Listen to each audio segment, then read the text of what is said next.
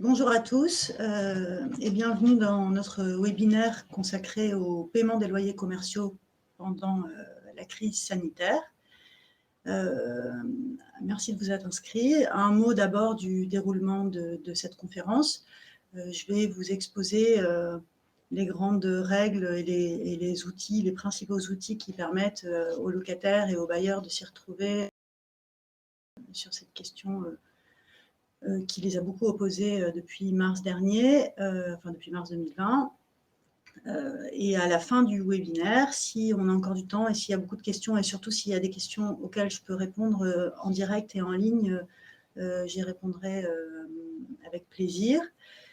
Si ça n'est pas le cas, on se débrouillera pour mettre à votre disposition sur le site de la quotidienne des EFL des réponses aux questions qu'on aura récupérées dans le chat et qu'on aura collectées, ordonnées, etc. pour obtenir des réponses plus circonstanciées sur cette question du paiement des loyers commerciaux. Alors, n'hésitez pas éventuellement à poser des questions aussi sur les crédits d'impôt auxquels on vous répondra sur la quotidienne, mais je ne vais pas l'évoquer ici. Je vais m'en tenir vraiment au droit des contrats et au droit dérogatoire qui concerne cette matière. Alors, le contexte, je pense qu'il n'est pas tellement utile de dessus, tous ceux qui sont là le connaissent sans doute parfaitement. Depuis mars 2020, les pouvoirs publics administratifs qui restreignent l'activité des entreprises, ces restrictions d'activité entraînent des difficultés économiques pour les entreprises, et notamment pour les entreprises locataires, qui du coup sont tentées d'invoquer l'impossibilité pour elles d'exploiter leur commerce pour refuser de payer leur loyer. Et face à elles, les bailleurs essaient de recouvrer ces loyers ou se demandent dans quelle mesure ils doivent renégocier les modalités de paiement, etc. Donc, la question, elle est principalement celle-là. Est-ce que les restrictions administratives d'activité permettent aux locataires de se dispenser de payer leur loyer? Est-ce que les bailleurs peuvent recouvrer ces loyers? Alors, un mot théorique de ce qui sous-tend ce débat, c'est évidemment, pendant les 3 premiers mois la question de la crise, la question se posait pas tellement. On se disait que les bailleurs pouvaient attendre, qu'il fallait protéger les locataires. Aujourd'hui, la question oppose des questions plus compliquées et presque qui touchent à l'idéologie un peu juridique. D'un côté, il y a le solidarisme contractuel qui voudrait que le contrat est un espace de coopération et aussi un espace dans lequel s'exercent des rapports de force et qu'il faut protéger la partie la plus faible. De l'autre, il y a l'autonomie de la volonté qui part du principe et du postulat que chacun est libre de s'engager et de le faire en pleine connaissance de cause et que donc le juge n'a pas à intervenir dans le contrat. À côté de ça, il y a d'un côté la propriété commerciale et donc les locataires qui sont au cœur de l'activité économique, de l'autre la propriété foncière avec des bailleurs qui ne sont pas que des propriétaires institutionnels.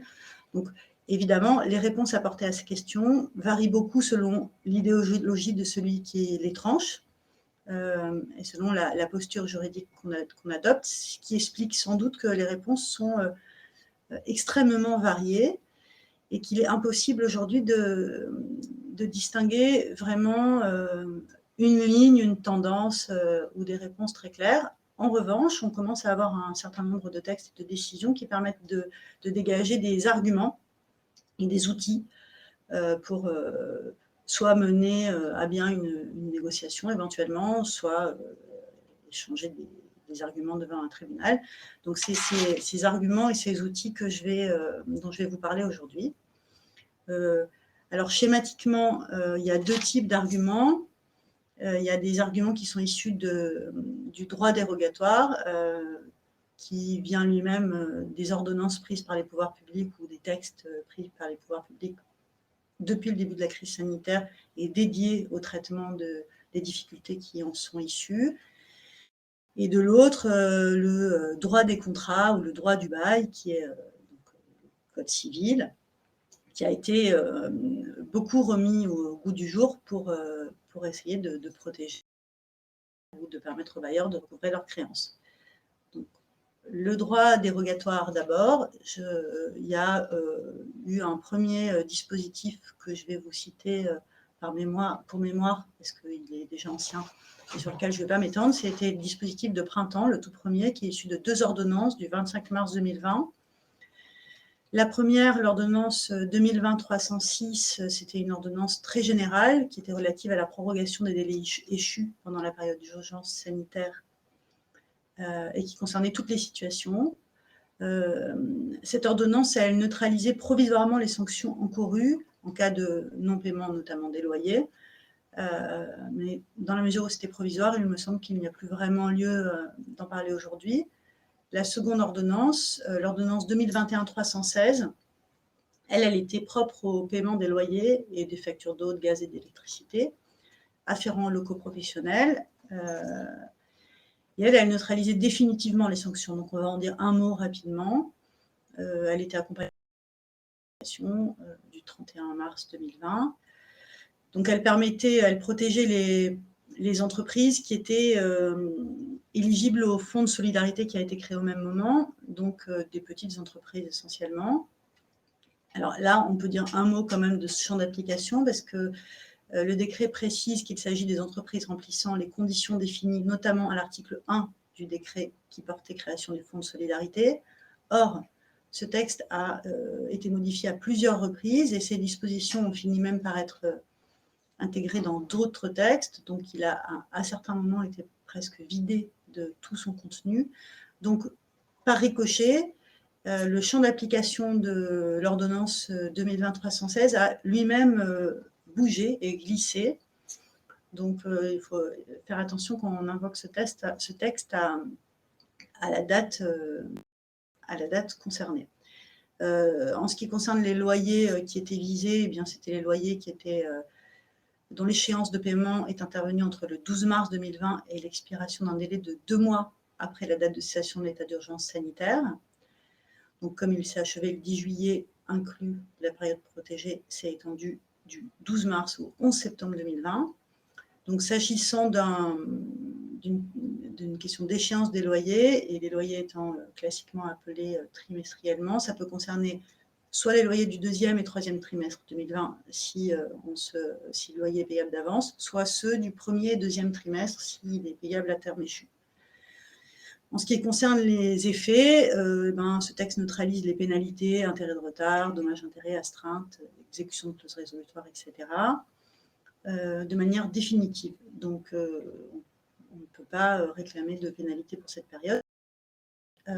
Et c'était là quand même sa limite importante. Il n'interdisait pas les actions en paiement et il ne suspendait pas l'exigibilité des loyers. Donc, les bailleurs pouvaient continuer à faire des actions en paiement contre les locataires. Alors, j'ai un problème de slide. Ça ne défile plus. Je vais me passer des slides, non? Je ne sais pas trop quoi faire.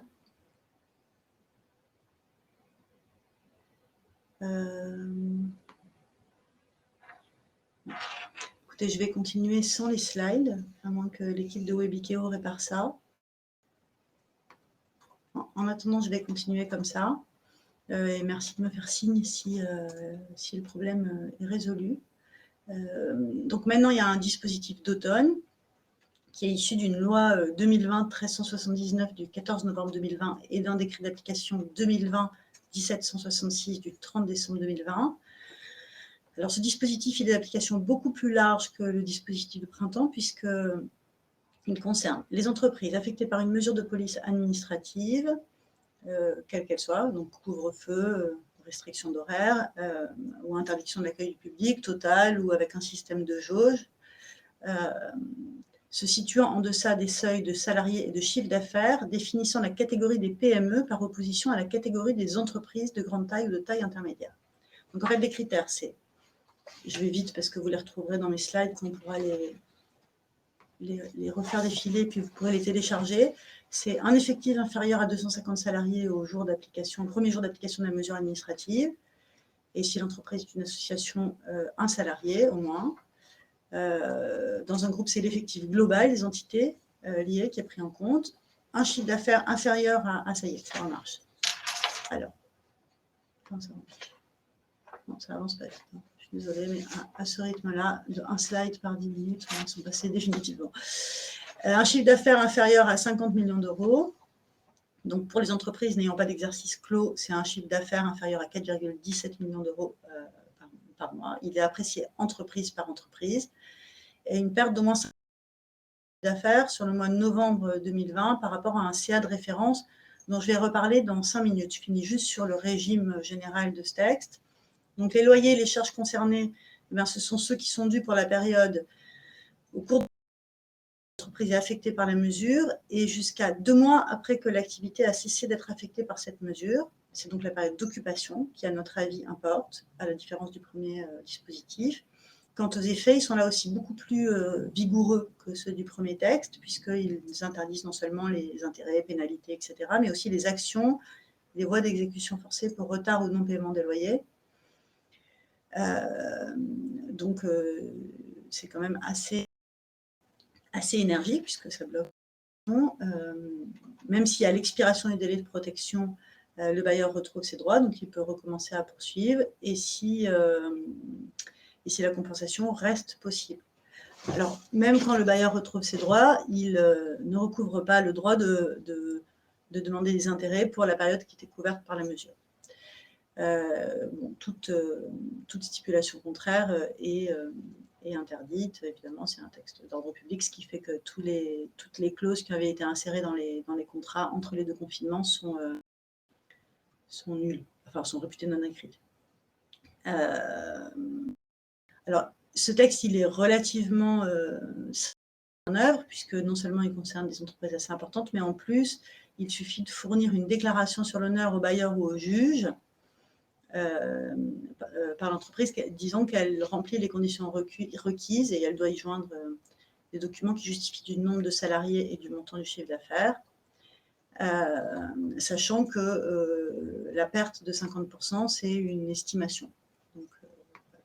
Donc sur cette perte, le texte dit que l'entreprise doit avoir perdu au moins 50% de son chiffre d'affaires sur le mois de novembre par rapport au chiffre d'affaires de référence, qui est, dans le cas général des entreprises qui avaient été créées avant le 1er juin 2019, soit le CA du mois de novembre, soit le CA mensuel moyen de l'année 2019. Sachant que dans le chiffre d'affaires du mois de novembre 2020 pris en compte, ne sont pas compris les ventes en click and collect. Alors, ce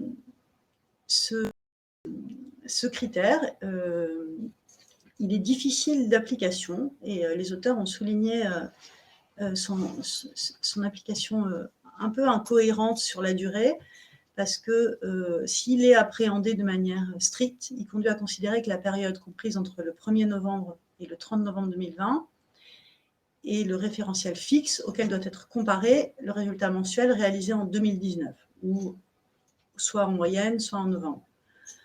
Or, en novembre 2020, tous les commerces non essentiels étaient fermés et certains de ces commerces sont par la suite devenus des commerces essentiels. Donc, oui. Et le live. Alors, j'en étais où des documents? Hop. Oui. Voilà. Je peux reprendre? Oula. Non? Ça y est. Est-ce que je peux reprendre? Moi, j'ai que des messages. Ah, ça y est. C'est bon, je peux reprendre? Ok. Ouais. Donc, désolée pour ces interruptions. En fait, en novembre 2020, par hypothèse, tous les commerces non essentiels étaient fermés et la liste des commerces non essentiels a évolué de sorte que, par exemple, en janvier 2021, il y a des commerces qui étaient fermés en novembre qui ont pu réouvrir. Et tel qu'il est rédigé, le texte pourrait laisser penser que le seul fait d'avoir vu son chiffre d'affaires au moins 50% entre novembre 2020 et novembre 2020, enfin, par rapport à novembre 2019, déclenche la protection jusqu'à c'est-à-dire même si finalement le chiffre d'affaires des mois suivants est plus élevé. Donc, c'est évidemment un peu surprenant. En tout cas, les auteurs soulignent que c'est pas très logique en fait de maintenir une protection de locataire alors qu'il a repris une activité normale.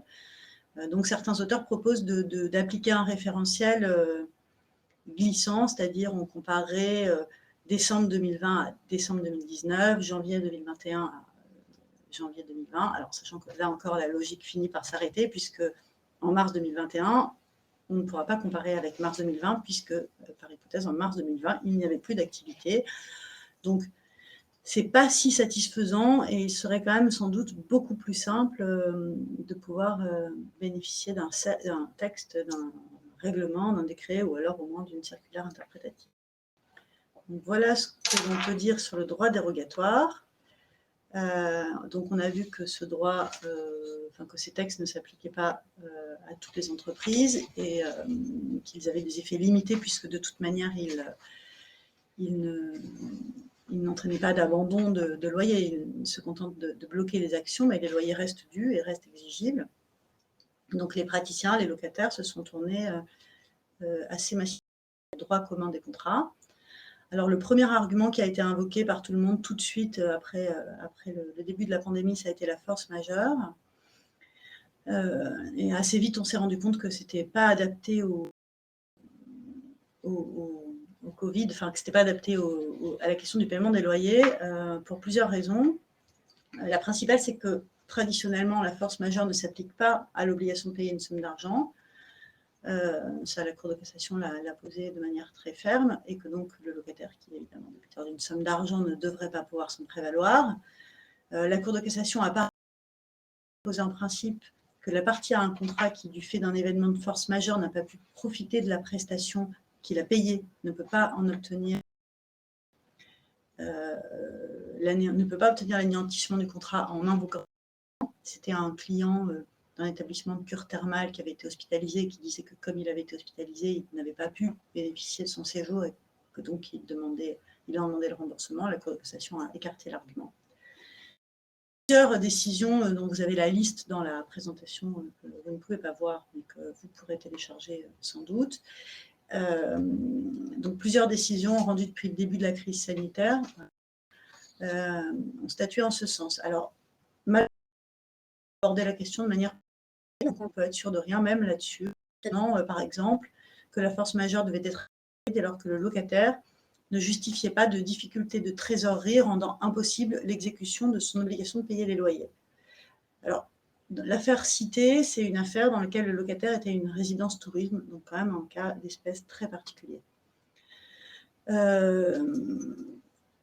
Après la force majeure, l'argument sans doute le plus invoqué, en tout cas au début, ça a été la bonne foi dans l'exécution des contrats. Alors, suivant un mécanisme qui n'est pas évident à saisir, les tribunaux ont dit que l'exigence de bonne foi imposerait aux parties confrontées à des circonstances exceptionnelles de vérifier si ces circonstances ne rendent pas nécessaire une adaptation des modalités d'exécution de leurs obligations respectives. L'obligation des parties de rechercher une solution amable pourrait influer sur l'exigibilité de l'obligation de payer les loyers, de sorte que l'exception d'inexécution invoquée par le locataire devrait être appréciée à l'aune de cette obligation pour les parties de négocier de bonne foi. Alors, c'est un peu compliqué, néanmoins, l'argument a souvent été admis, et en référé, il a été jugé à plusieurs reprises qu'il constituait une contestation sérieuse opposable à la demande du bailleur. Donc, c'est un argument qui a été invoqué quand même avec succès. Mais de plus en plus, on se demande si la portée du moyen ne doit pas quand même être appréciée au regard de la règle selon laquelle l'exigence de bonne foi n'autorise pas le juge à porter atteinte à la substance même des droits et des obligations issus du contrat, dont font partie les modalités de paiement. Et ça, c'est un arrêt de la Cour de cassation assez récent qui le rappelait. Alors, antérieur à la crise sanitaire, mais néanmoins assez récent. Et en ce sens, un jugement, alors une ordonnance de référé rendue par le tribunal judiciaire de Strasbourg, très motivé, reprenait cet argument en disant que, d'une part, les juges ne peuvent pas se fonder sur le droit commun des contrats pour aller plus loin que ce que permet le droit dérogatoire. D'autre part, le juge ne peut pas décider de transférer sur une des parties tout ou partie du risque lié à l'activité économique et à la crise. Et enfin, le juge strasbourgeois rappelait que, enfin, en tout cas selon le juge strasbourgeois, la bonne foi ne devrait pas avoir pour effet de permettre de contourner les dispositions sur l'imprévision qui ont été introduites dans le Code civil seulement depuis la réforme du droit des obligations. Donc, ce jugement, cette ordonnance très motivée, elle laisse quand même présager que peut-être la bonne foi ne sera pas le remède miracle qu'on a pu penser au début, mais en tout état de cause, il ne saurait trop être conseillé aux bailleurs et locataires de négocier de bonne foi, parce que c'est quand même un argument qui est systématiquement examiné par les juges, aussi bien du côté du bailleur d'ailleurs que du locataire. Donc ça reste quand même un élément clé des relations contractuelles depuis le début de la crise sanitaire. Ensuite, l'exception d'inexécution.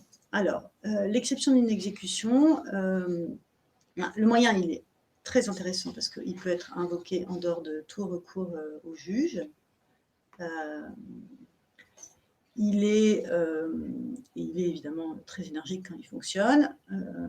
Pour pouvoir être invoqué par le locataire, l'exception d'inexécution suppose qu'il y ait une exécution, et donc ça suppose que le bailleur ait manqué à son obligation de délivrance ou de garantir la jouissance paisible des lieux loués, notamment, et ça suppose aussi que l'exécution soit suffisamment grave. Or, toute la discussion s'est cristallisée autour de cette question-là. Est-ce qu'on peut considérer que le bailleur manque à ses obligations lorsque le locataire ne peut pas ouvrir son commerce? Plusieurs arguments ont été avancés contre l'admission de cet argument. Notamment, on a dit que l'obligation de délivrance porterait sur le sol local et non pas sur le fonds de commerce qui serait seul affecté par le locataire, tandis que le local, même fermé au public, resterait accessible au locataire. Plusieurs décisions à ce jour sont en ce sens, ont rejeté l'exception d'inexécution, y compris au fond. Donc on peut dire qu'aujourd'hui, son admission est très incertaine. Et ces décisions se sont souvent fondées sur le fait que le bailleur n'a pas à garantir la chalandise des lieux loués ou la stabilité du cadre normatif. Alors, en sens contraire, parce que évidemment, là encore, il y a beaucoup de discussions autour de cet argument, des auteurs soutiennent que l'obligation de délivrance des lieux loués ne se réduirait pas à la remise des clés du local, mais consisterait à en faire jouir paisiblement le preneur pendant toute la durée du bail et conformément à sa destination. Elle inclurait donc nécessairement l'accessibilité du local au public. Ces mêmes auteurs, d'ailleurs, soulignent que les textes qui instaurent les restrictions ne visent pas la chalandise, mais l'établissement, qui se voit interdire de recevoir du public. Par ailleurs, l'autre discussion qui avait trait à l'exception d'exécution, c'était celle de la responsabilité, de l'imputabilité au bailleur d'un éventuel manquement. Certains juges ayant retenu que dans la mesure où le manquement n'était pas imputable au bailleur, on ne pouvait pas parler d'exception d'inexécution. Donc là aussi, beaucoup d'auteurs soulignent que la faute, l'absence de faute à l'origine d'un trouble de jouissance n'est pas de nature à écarter l'exception d'inexécution, celle-ci n'étant pas réservée au cas de faute du contractant. Et là, il y a un argument assez fort qui est pris des articles 1219 et 1220 et de leur insertion dans une section du Code civil qui est consacrée à l'inexécution du contrat en général. Donc là encore, il y a quand même quelques décisions, alors même si, à notre connaissance, mais les choses évoluent très vite et évidemment, on ne peut pas recenser toutes les décisions des juridictions de première instance et d'appel rendues en France, mais à notre connaissance, ce ne sont pas les plus nombreuses. Voilà, mais ensuite, l'imprévision. Donc, l'imprévision, elle n'est applicable qu'au contrat conclu après le 1er octobre 2016, puisqu'elle est, donc, on l'a dit, issue de la réforme du droit des contrats. On ne sait pas encore exactement comment la Cour va traiter des conditions de stabilité de l'imprévision, mais en tout cas, on pourrait imaginer qu'elle soit remplie ici, mais même remplie, on peut émettre des doutes sur son efficacité à court terme dans le cadre des différends qui opposent les bailleurs et les locataires, puisque c'est un remède quand même de longue haleine qui se déroule en 2 phases. D'abord une phase de négociation, puis une phase de saisine du juge en cas d'échec des négociations, après un délai raisonnable, et que le locataire est en principe tenu d'exécuter ses obligations pendant toute la durée de la discussion. Et peut-être jusqu'à l'issue de la procédure judiciaire. Alors là encore, en sens inverse, une décision du tribunal judiciaire de Paris rendue en référé qui a admis l'imprévision, alors dans un contexte où les négociations avaient déjà échoué, puis des praticiens qui font valoir que de toute manière, les locataires privés de leur commerce ne vont pas pouvoir payer les loyers, que donc la question de l'imprévision va se poser en défense à des actions en paiement de ces loyers, et que il appartiendra au juge de décider si c'est une condition, si l'exécution pendant le temps de la décision est une condition de recevabilité de l'argument ou pas, ce qui n'est de toute manière aujourd'hui pas certain, évidemment. Alors enfin, je me dépêche parce que je me rends compte qu'on atteint la fin du webinaire. Donc, un dernier argument tiré du droit du bail, qui est celui de la perte de la chose louée. Alors, pour ceux qui le connaissent moins bien que les arguments du Code civil, des arguments de droit des contrats, c'est un argument tiré de l'article 1722 qui dit « Si pendant la durée du bail, la chose louée est détruite en totalité par cas fortuit, le bail est résilié de plein droit. Si elle n'est détruite qu'en partie, le preneur peut, suivant les circonstances, demander ou une diminution du prix ou la résiliation même du bail. Dans l'un et l'autre cas, il n'y a lieu à aucun. » Donc, ça, c'est un argument qui a été admis très souvent dans le cadre de la crise sanitaire par plusieurs décisions, aussi bien en référé qu'au fond. Là encore, vous aurez les décisions dans la présentation. Donc, ces juges ont assimilé la fermeture des locaux du fait de la crise sanitaire à la perte partielle des locaux loués. Alors, en ce sens, et même si on pense plutôt à une destruction matérielle des locaux, évidemment, quand on lit ce texte qui est ancien, on peut avancer que la jurisprudence admet depuis longtemps que la perte par cas fortuit ne soit pas de nature uniquement matérielle, mais puisse être aussi juridique, et consister dans l'impossibilité pour le locataire de jouir complètement du local loué. Par exemple, il a été jugé qu'il y avait perte totale du bien loué en cas d'interdiction administrative d'exploiter une salle de cinéma, du fait où les conditions de sécurité du public n'étaient plus assurées, ou alors en cas d'interdiction d'exploiter un commerce situé dans un périmètre de rénovation urbaine. Donc, ça s'adapte finalement assez bien à la crise sanitaire.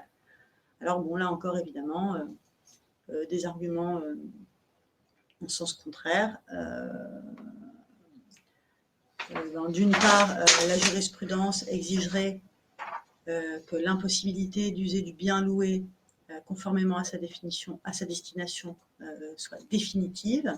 Et il y a une décision qui s'attue en ce sens. À notre avis, l'argument n'est pas rédhibitoire parce que le caractère temporaire de l'impossibilité pourrait suffire à fonder la perte partielle, le texte ne faisant aucune distinction. D'autre part, la perte devrait toucher la chose louée elle-même, sa mise à disposition au profit des locataires. Et là encore, on peut imaginer que la règle ne soit pas appliquée de manière très stricte. Et notamment, il a été jugé qu'une perte partielle justifiant une diminution de loyer, qui était une perte partielle justifiant une diminution de loyer, l'arrêt de la fourniture d'eau courante en cours de location. Alors, en fait, on le voit, les problématiques liées à la perte de la chose louée, elles recoupent quand même en partie celle de l'exception inexécution et celle de la nature de l'obligation du bailleur, mais peut-être en propre bail, il est plus simple de l'admettre pour les magistrats. Une question qui se pose sur son efficacité et ses effets, parce que on ne sait pas, enfin, rien ne dit que la réduction de loyer visée par l'article 1722 peut prendre la forme non pas d'une diminution de loyer pour perte partielle, mais d'une dispense de celui-ci en cas de perte temporaire. Donc, on ne peut pas garder que cet argument porte, en tout cas, soit aussi efficace, même à nuit, qu'on le voudrait, enfin, qu'on l'imagine en tout cas. Voilà, j'ai fait, je pense, le tour des arguments qu'on peut invoquer, que peuvent invoquer les locataires et les bailleurs. Je propose, vu qu'on a atteint le temps, de répondre aux questions s'il y en a, dans un petit ré-à-part, comme je vous le disais au début. Donc n'hésitez pas à poser toutes les questions que vous voudrez. Et je vous remercie d'avoir assisté à ce webinaire. Donc si vous voulez avoir plus d'infos sur ces questions, vous pouvez, on vous offre un essai gratuit. Alors bon, là, ça ne s'affiche pas évidemment, voilà. Avec un login et un mot de passe que vous retrouverez sur la. Et on a beaucoup traité la question des loyers commerciaux, aussi bien d'un point de vue fiscal que du droit civil ou du droit des affaires depuis le début de la crise. Donc n'hésitez pas à vous reporter au NAVIS droit des affaires. Merci beaucoup et puis à très bientôt.